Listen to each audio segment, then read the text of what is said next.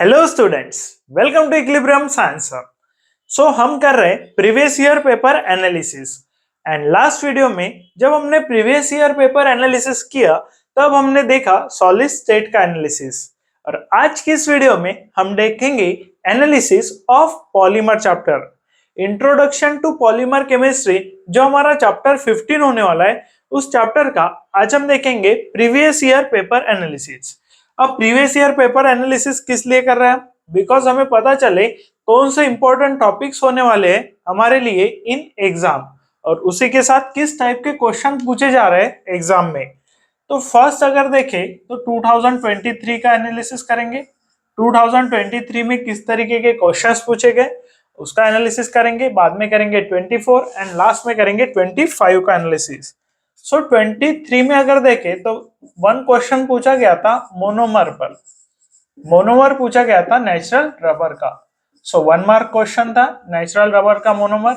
यानी आप देख सकते हैं मोनोमर पर डिपेंड क्वेश्चंस आ रहा है 2023 में।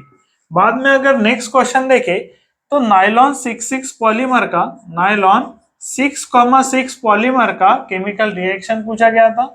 नायलॉन 6,6 पॉलीमर का पूछा गया केमिकल रिएक्शन, जहां पर आपको प्रिपरेशन की मेथड लिखनी थी नायलॉन 66 पॉलीमर के लिए।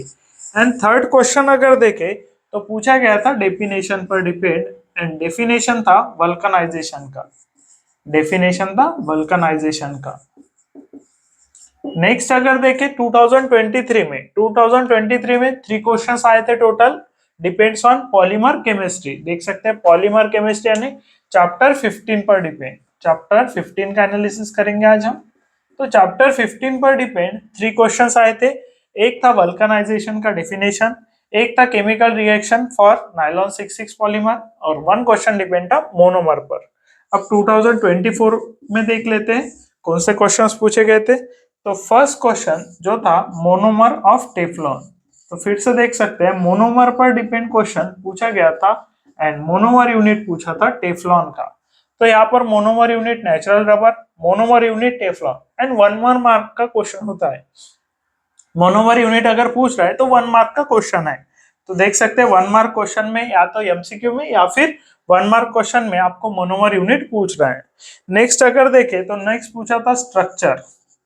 स्ट्रक्चर पर डिपेंड क्वेश्चन था, एंड स्ट्रक्चर पूछा गया था नायलॉन 6 एंड नेचुरल रबर का। नायलॉन 6 एंड नेचुरल रबर दोनों का स्ट्रक्चर है नेचुरल रबर एंड नायलॉन 6 का। इसी के साथ स्ट्रक्चर के साथ इनके मोनोमर यूनिट भी पूछे गए, and monomer unit for nylon 6 and natural rubber. तो देख सकते हैं 2023 में मोनोमर नेचुरल रबर, फिर से मोनोमर नेचुरल रबर इन 2024। तो ऐसा नहीं है क्वेश्चन को रिपीट नहीं पूछते हैं, प्रीवियस ईयर क्वेश्चन आप अच्छे से करके जाइए, आपको ऐसे भी कुछ क्वेश्चंस आपके पेपर में मिल जाएंगे। तो देख सकते हैं 23 में मोनोमर नेचुरल रबर, 24 में भी monomer natural rubber, same question. तो प्रीवियस ईयर क्वेश्चन भी आपके लिए करना इंपॉर्टेंट है, बिकॉज सेम क्वेश्चन भी पूछ लेते हैं कई बार। बाद में देख सकते हैं थर्ड क्वेश्चन था केमिकल रिएक्शन फॉर पॉलीएक्रिलोनाइट्राइल। फिर पूछा केमिकल रिएक्शन फॉर पॉलीएक्रिलोनाइट्राइल। देख सकते हैं पॉलीएक्रिलोनाइट्राइल ये थे 2024 में भी। फिर से देख सकते हैं 23 में 3 क्वेश्चंस, 24 में 3 क्वेश्चंस, एंड 25 अब करेंगे 25 का एनालिसिस। तो 25 में अगर देखें तो IUPAC name of isoprene, IUPAC name पूछा गया। आईयूपीएसी नेम पूछा गया था आइसोप्रीन का, आइसोप्रीन का आईयूपीएसी नेम। अब सेकंड देख सकते हैं सेकंड क्वेश्चन था mention types of polymer. Mention types of polymer यानी टाइप्स ऑफ पॉलीमर पर depend question. Types of polymer on the basis of intermolecular forces, on the basis type of polymer on the basis of intermolecular forces, यानी types पर भी question एक बार पूछा गया है। फिर से इस बार भी टाइप पर क्वेश्चन पूछ सकते हैं, intermolecular forces. And third question अगर देखें तो uses of low density polymer, uses of LDP low density polymer. तो यहाँ पर अगर देखें तो 2023 में नेचुरल रबर पर क्वेश्चन पूछा, 2024 में 23 में 2024 में नेचुरल रबर पर डिपेंड क्वेश्चन पूछ लिया। और बाद में देख सकते हैं आईयूपीएसी नेम पूछा आइसोप्रीन का। तो 1 मार्क क्वेश्चन में आपको 1 मार्क क्वेश्चन या एमसीक्यू में तो आपको पॉलीमर चैप्टर दिख ही रहा है। पॉलीमर चैप्टर पर डिपेंड क्वेश्चन आपको 1 मार्क में दिख ही जाएगा। बाद में देख सकते हैं नायलॉन 66 पॉलीमर, नायलॉन 66 पॉलीमर की केमिकल रिएक्शन पूछी गई।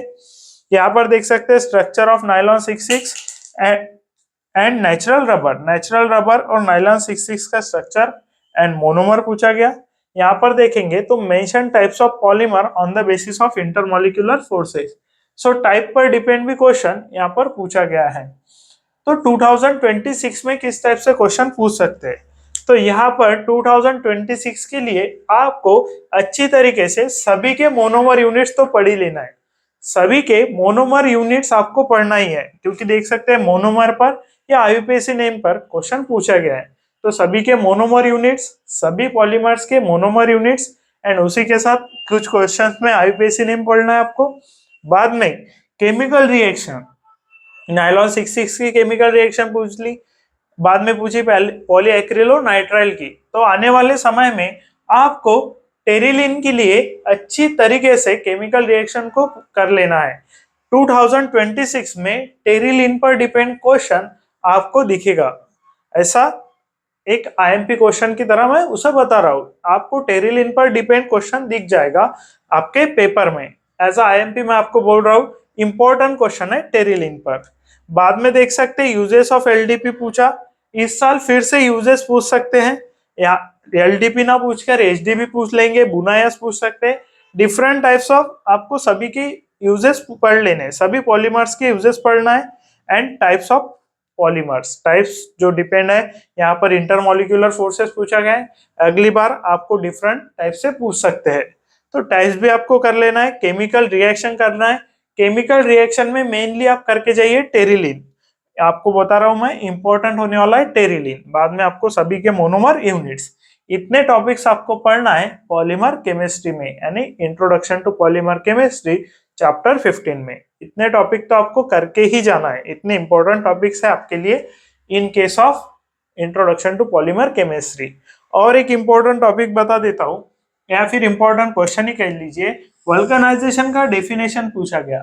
लेकिन वल्कनाइजेशन किस एलिमेंट से हम करते हैं ये हमें नहीं पूछा है अब तक। तो वल्कनाइजेशन हम सल्फर से वल्कनाइजेशन करते हैं एंड एमजीओ से करते हैं।